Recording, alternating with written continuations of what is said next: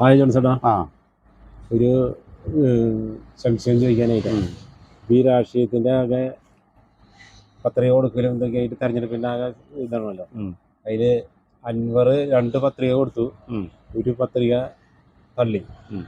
ഇനി എന്തായിരിക്കും അടുത്ത കാര്യങ്ങൾ അറിയാൻ? അത് തൃണമൂൽ കോൺഗ്രസിന്റെ പാർട്ടിയുടെ ഇതിൽ കൊടുത്തിട്ടുള്ള പത്രികയാണ് തള്ളിയുള്ളത്. സ്വതന്ത്രനായിട്ട് മത്സരിക്കാൻ പറ്റുന്ന പത്രിക ഓൾറെഡി ഉണ്ട്. അൻവറിന്റെ ശരിക്കും പറഞ്ഞു കഴിഞ്ഞാൽ അൻവർ മുഴുവൻ മാധ്യമങ്ങളെ മുഴുവൻ വിഡ്ഢികളാക്കിക്കൊണ്ടിരിക്കുകയാണ്.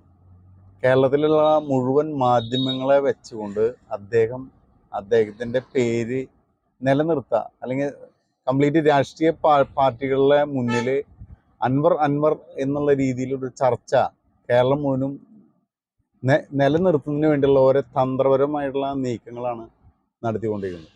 കാരണം ഇപ്പം ഈ നിലമ്പൂരായിട്ട് ബന്ധപ്പെട്ട് വരുന്ന മുഴുവൻ വാർത്ത വരുമ്പോൾ അൻവർ എന്നുള്ള വാർത്തയാണ്. അപ്പോൾ കേരളം മുഴുവൻ അങ്ങോളം ഇങ്ങോളം അൻവർ ഇങ്ങനെ നിറഞ്ഞു നിൽക്കുന്നതിൻ്റെ ഭാഗമായിട്ടൊരു തന്ത്രപരമായിട്ടുള്ള നീക്കം. കാരണം മാധ്യമങ്ങളെ മുഴുവനും വിഡ്ഢികളാക്കാന്ന് പറയും. കാരണം അൻവർ ഇടതുപക്ഷത്തിൽ നിന്ന് രാജിവെച്ച് പുറത്തു പോകുമ്പോൾ അൻവറിൻ്റെ ഒരു ലക്ഷ്യം ഉണ്ടായിരുന്നു. കേരളത്തിലെ മുഴുവൻ ജനങ്ങളും എന്താ പറയുക, മുഖ്യമന്ത്രിക്കെതിരെ അണിനിരുന്ന അൻവറിന്റെ പിന്നിൽ അണിനിരുന്നുകൊണ്ട് വലിയൊരു സംഭവമായി മാറണം എന്നുള്ള ചിന്തയിലാണ് പുള്ളി മുന്നോട്ട് പോയത്. പക്ഷെ അവസാന സമയം വന്നപ്പോൾ ഉദ്ദേശിച്ച പോലെ കാര്യങ്ങളിലേക്ക് വരുന്നില്ല. അപ്പോൾ ആ ഒരു സ്റ്റെപ്പിൽ ആള് ആദ്യം ഒരു എന്താ പറയുക, ഒരു രാഷ്ട്രീയ സംഘടന ഉണ്ടാക്കി, പിന്നീട് അവിടെ നിന്ന് മറ്റേ TMC ആക്കി, പല പല മന്ത്രങ്ങൾ എടുത്തെങ്കിലും താൽക്കാലികമായിട്ടുള്ള ഒരു വിജയങ്ങളല്ലാണ്ട് ഫലത്തിൽ നോക്കുമ്പോൾ അൻവറിന്റെ മാർക്കറ്റ് ഇടിയുന്നൊരവസ്ഥയാണ് നിലവിലുള്ളത്.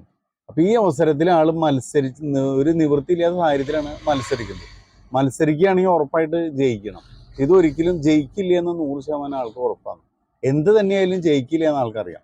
ഇനി പരമാവധി വോട്ട് എങ്ങനെയും പിടിച്ചൊരു വിലപേശലിന്റെ ശക്തിയാവാന്നുള്ള ലക്ഷ്യമാണ് പുള്ളിക്കുള്ളത്. അതിനനുസരിച്ച് കഴിഞ്ഞാൽ വോട്ട് പിടിക്കണമെങ്കിൽ എല്ലാ വോട്ടർമാരുടെ ഇടയിൽ ഇടുങ്ങി ചെന്ന് വർക്ക് ചെയ്യണ്ടേ.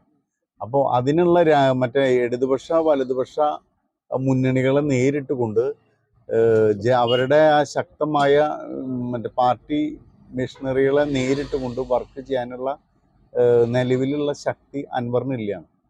അതില്ലാത്തതുകൊണ്ട് മാധ്യമങ്ങളിൽ കൂടി ഓരോ ദിവസം പുതിയ പുതിയ വാർത്തകൾ അൻവർ തന്നെ വാർത്തകൾ ഉണ്ടാക്കി, അൻവർ തന്നെ ഓരോ വിഷയങ്ങൾ ഉണ്ടാക്കി, ചവിട്ടി വഴുക്കുണ്ടാക്കി എന്നൊക്കെ പറയില്ല നമ്മൾ. അങ്ങോട്ട് കയറി ഓരോ വിഷയങ്ങളുണ്ടാക്കി എപ്പോഴും മാധ്യമങ്ങൾ നിറഞ്ഞു നിൽക്കുക. അങ്ങനെ മാധ്യമങ്ങളെ മുഴുവൻ വിഡ്ഢികളാക്കി മാധ്യമ ശ്രദ്ധ പിടിച്ചു പറ്റി കേരളം മുഴുവൻ നിറഞ്ഞു നിന്നു.